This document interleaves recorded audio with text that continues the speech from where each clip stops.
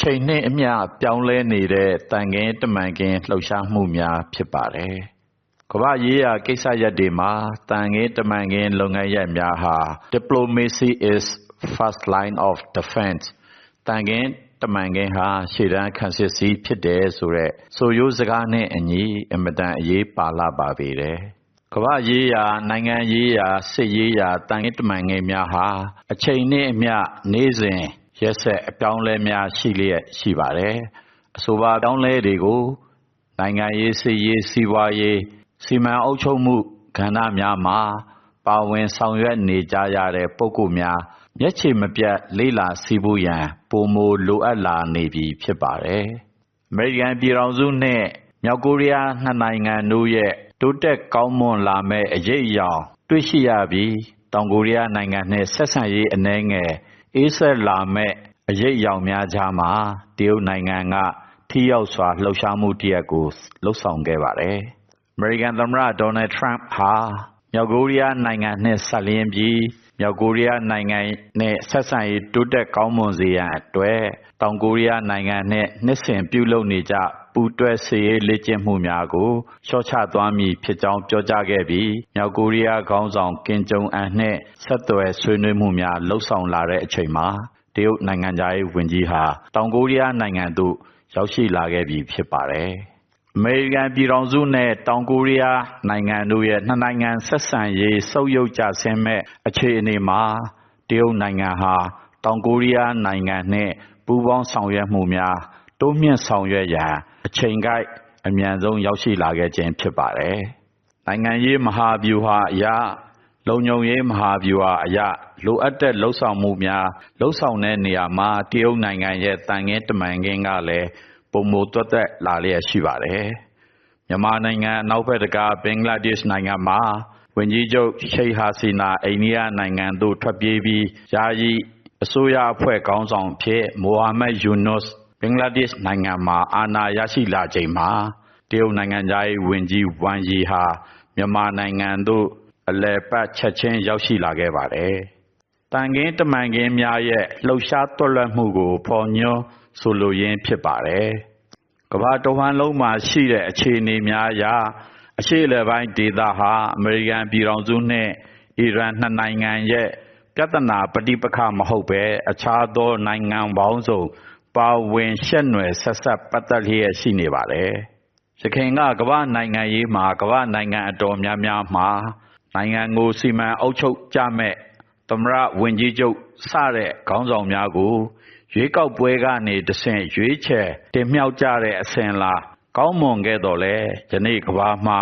အချို့သောခေါင်းဆောင်များဟာရွေးကောက်ပွဲနဲ့အလှမ်းကွာဝေးနေစေဖြစ်ပါတယ်။ဥပမာအားဖြင့်ယူကရိန်းသမ္မတဇယ်လန်စကီးကယခုချိန်ထိရွေးကောက်ပွဲထပ်မံကျင်းပခြင်းမရှိသလိုဆီးရီးယားသမ္မတကိုလည်းရွေးကောက်ပွဲဖြင့်တင်မြှောက်ထားခြင်းမဟုတ်ပါ။ရွေးကောက်ပွဲနှင့်အတူတက်ရောက်လာတဲ့ခေါင်းဆောင်များမဟုတ်ခြင်းရွေးကောက်ပွဲကာလတက်တန်းကျော်လွန်ပြီးထပ်မံရွေးကောက်ပွဲမကျင်းပခြင်းကိစ္စရပ်များကိုယခင်ကပြောကြားခဲ့တော်လဲယခုအခြေအနေအရကမ္ဘာပေါ်မှာရှိတဲ့နိုင်ငံတကာရေးရာကိစ္စမှာ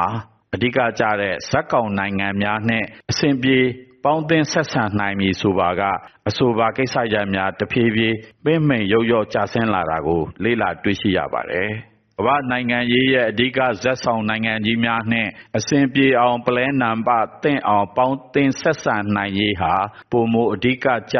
ရေပန်းစားလာပါတယ်။ယူကရိန်းနိုင်ငံအတွင်းမှာမကြာမီကဝန်ကြီးချုပ်နှင့်ကာကွယ်ရေးဝန်ကြီးအားသမ္မတဇယ်လန်စကီကယာဒူးမှအနားပေးခဲ့ပါတယ်။ယာဒူးမှအနားပေးခြင်းခံရတဲ့ကာကွယ်ရေးဝန်ကြီးကယူကရိန်းနိုင်ငံမှာရွေးကောက်ပွဲကျင်းပပေးဖို့တောင်းဆိုခဲ့ပြီး၎င်းနေဖြင့်အကြီးအကဲနေရာသို့မဟုတ်အဓိကကျတဲ့နေရာမှာ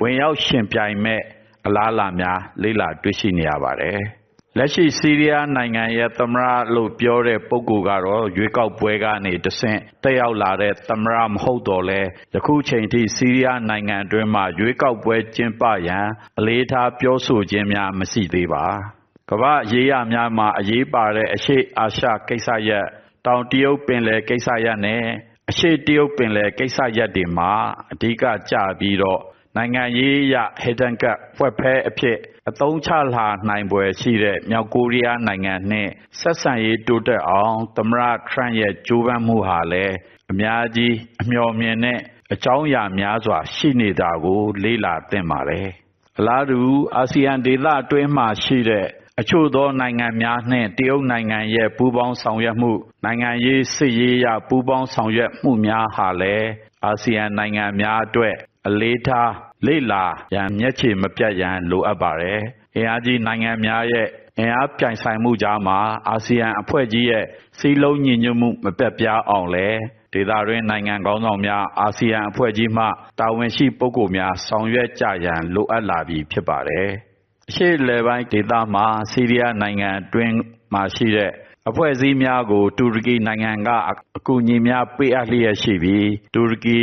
ဆော်ဒီအာရေဗျနဲ့ပါကစ္စတန်နိုင်ငံတို့ရဲ့ပေါင်းစည်းမှုကလည်းအရှေ့အလယ်ပိုင်းဒေသမှာစိတ်ဝမ်းကွဲမှုများထပ်မံပေါ်ပေါက်လာနိုင်ပွဲရှိပါတယ်။ဟော်မုတ်ရေလက်ကြားအပြင်ပင်လယ်နီနဲ့မြေထဲပင်လယ်ကိုဆက်ဆက်ပေးတဲ့ကမ္ဘာရေကြောင်းတည်ယူပို့ဆောင်ရေးစုရဲ့တူမြောင်တည်ရှိရာနေရာဒေသကိုပါထိခိုက်လာမည်ဆိုပါကပုံမိုတင်းမာမှုများမြင့်တက်လာနိုင်ပါတယ်။ထိုင်းဝန်ကြီးချုပ်အနုတင်ဟာအာရှပစိဖိတ်အတွင်းမှာမဟာမိတ်များအရေးပါတဲ့နိုင်ငံများကိုပူးပေါင်းဆောင်ရွက်မှုများတိုးမြှင့်တဲ့အနေနဲ့ဩစတြေးလျနိုင်ငံကိုအလည်ပတ်ရောက်ရှိနေပြီးနိုင်ငံပူးပေါင်းဆောင်ရွက်ရေးလုပ်ငန်းရပ်များ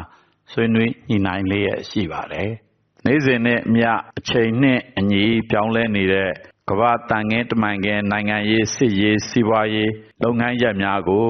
အစဉ်အမြဲစောင့်ကြည့်လေ့လာကြပါရန်တိုက်တွန်းနှိုးဆော်အပ်ပါတယ်။